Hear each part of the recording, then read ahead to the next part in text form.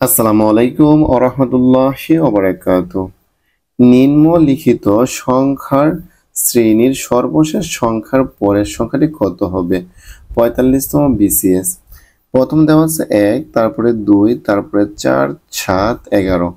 তাহলে আমরা ১১র পরে সংখ্যা যেটা আসবে আমাদের সেটা বের করতে হবে। তাহলে আমরা একটু লক্ষ্য করি প্রত্যেকটা সংখ্যার মধ্যে পার্থক্য কত হয়। তাহলে এই ১ এবং ২ এর পার্থক্য হচ্ছে ১, ২ এবং ৪ এর পার্থক্য ২ এবং ৭ এবং ৪ এর পার্থক্য ৩, এই ১১ থেকে ৭ গেলে ৪। তাহলে আমরা একটা জিনিস লক্ষ্য করি যে ১, ২, ৩, ৪, তাহলে প্রত্যেকটা কি ১ করে বাড়ছে। তাহলে এখানে যখন ১ বাড়ে তাহলে কত হবে?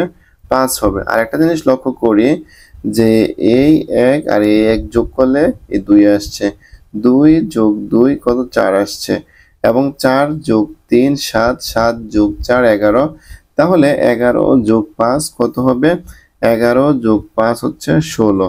যেমন ১১ যোগ হচ্ছে ৫, তাহলে আমরা পেলাম কত? ১৬।